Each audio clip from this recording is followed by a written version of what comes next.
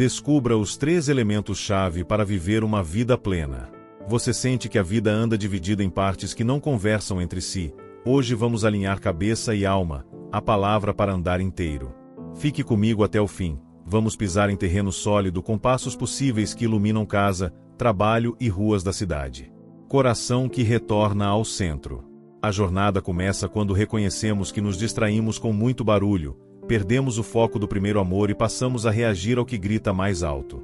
O Evangelho descreve gente que se afasta e é encontrada. A história do filho que volta para casa mostra um pai que corre, abraça e restaura a dignidade do que se perdeu. Isso dá o tom do caminho que retomamos com humildade e verdade diante de Deus. Ver Lucas 15. Retornar ao centro não é uma emoção rápida, é escolher escutar antes de responder, é permitir que a verdade molde a agenda, é dizer sim para um processo que reorganiza afetos e prioridades. A Escritura usa a imagem da videira e dos ramos. Permanecer ligado à fonte produz fruto consistente ao longo do tempo, não fruto perfeito, fruto real. Vê João 15. A mesma Escritura abre o livro dos Salmos falando de uma pessoa que encontra delícia na lei do Senhor e rumina essa palavra dia e noite. A imagem é de uma árvore consolidada junto a águas que não secam. Vê Salmo 1. Esse retorno nasce em silêncio sincero, nasce quando você fecha portas, diminui telas e fala com o Pai de modo simples, sem fórmulas, sem performance, porque ele vem secreto e sustenta a vida inteira. Ver Mateus 6.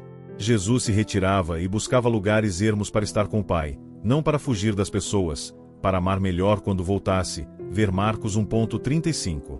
O coração que retorna ao centro aprende a confessar sem desculpas, aprende a pedir perdão para quem feriu, aprende a restituir quando for possível, aprende que arrependimento não é culpa eterna, é mudança de direção plausível que se enxerga nos passos. Quem retorna ao centro descobre que a compaixão cresce junto com a verdade, que firmeza e ternura não são opostas, são irmãs que caminham de mãos dadas. Esse coração deixa de medir o valor da vida por curtidas, passa a medir por fidelidade diária, por trabalhos feitos com inteireza, por palavras que constroem, por decisões que honram a presença de Deus até nas coisas pequenas. O centro não é uma técnica, é uma pessoa, por isso o convite é permanecer ligado a Cristo por meio da confiança que se torna obediência concreta. Quem ouve essas palavras e pratica se torna casa sobre a rocha. Ver Mateus 7,24-25. Retornar ao centro corrige rotas sem humilhar, cura sem pressa, fortalece sem endurecer, porque a graça que alcança também instrui. Ver Tito 2,11-12. Quando a verdade entra, os medos mudam de lugar, a culpa deixa de dirigir, a esperança toma o volante e aponta para um futuro novo que começa agora, no ordinário da semana, na cozinha, no ônibus, na planilha, no cuidado com os seus. Práticas que dão forma à semana. Vida integral precisa de hábitos que sustentem a intenção, não para marcar pontos, para formar Cristo em nós com calma e constância. Leia a Bíblia com atenção diária, não como talismã, como alimento. Cele um tempo curto e realista. Comece por um evangelho. Anote uma frase que ficou e leve essa frase no bolso do dia. A luz pequena guia passos inteiros. Medite sem pressa. Repita em voz baixa a verdade que encontrou. Faça perguntas honestas para o texto. O que revela sobre Deus? O que confronta em mim? Que passo concreto posso dar hoje? Esse exercício muda a forma de ver pessoas e situações. Pratique jejum com propósito, não para mostrar força, para lembrar que a vida não é dirigida pelo apetite. Escolha uma refeição e use o intervalo para ler e silenciar. Ver Mateus 6. Participe da ceia do Senhor, também chamada Eucaristia, com reverência e reconciliação, discernindo o corpo, lembrando a cruz que nos reconcilia com Deus e uns com os outros. Ver 1 Coríntios 11,23-29. Abrace a generosidade. Separe uma parte do que recebe para aliviar gente, sustentar a obra da igreja local e abrir caminho para quem não tem. A Escritura chama isso de graça que transborda. Ver 2 Coríntios 9,68. Trabalhe com inteireza, como quem serve a Cristo no ofício mais simples. Ver Colossenses 3,23. Trate colegas com justiça e gentileza.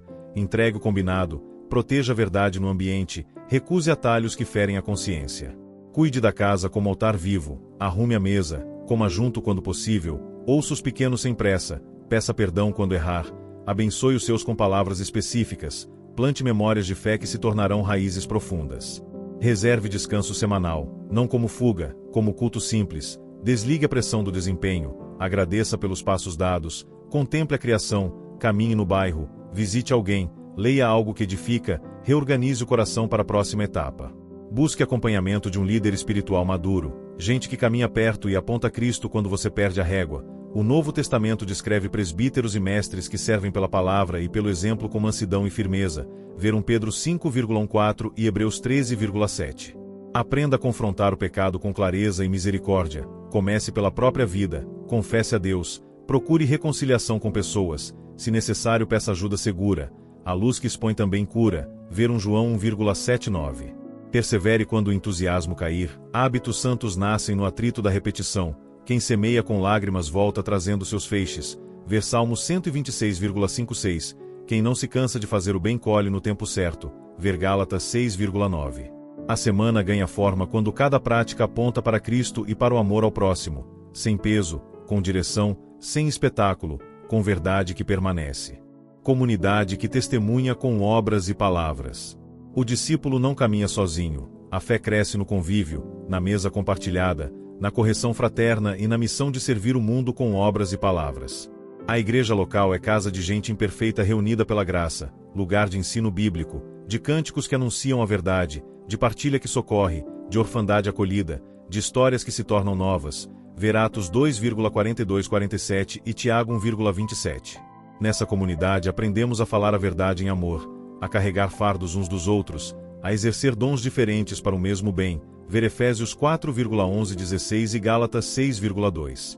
O testemunho público acontece no cotidiano, quando você paga o que deve, quando recusa fofoca, quando consola quem sofre, quando protege a honra de alguém que não está presente, quando defende o fraco sem violência, quando perdoa por causa de Cristo, ver Mateus 5,16 e Miqueias 6,8. Fale de sua esperança com mansidão e respeito quando perguntarem pela razão da sua confiança, sem imposição, com clareza e beleza, ver 1 Pedro 3,15. Honre autoridades sem idolatria, participe da vida pública com responsabilidade, trabalhe pelo bem da cidade, ore pelas pessoas e instituições sem transformar adversário em inimigo irreconciliável, ver Jeremias 29,7 e Romanos 13,17. Pratique hospitalidade, abra espaço na mesa para vizinhos e colegas, conte o que Deus tem feito, ouça o que os outros vivem, peça licença para servir necessidades concretas, permita que sua casa se torne ponto de luz. Valorize a ceia do Senhor, memória viva da cruz e ensaio do banquete futuro. Ela nos iguala na mesma graça e nos envia para o serviço com mãos lavadas e coração limpo. Ver Lucas 22,19 e 20 Apocalipse 19,69.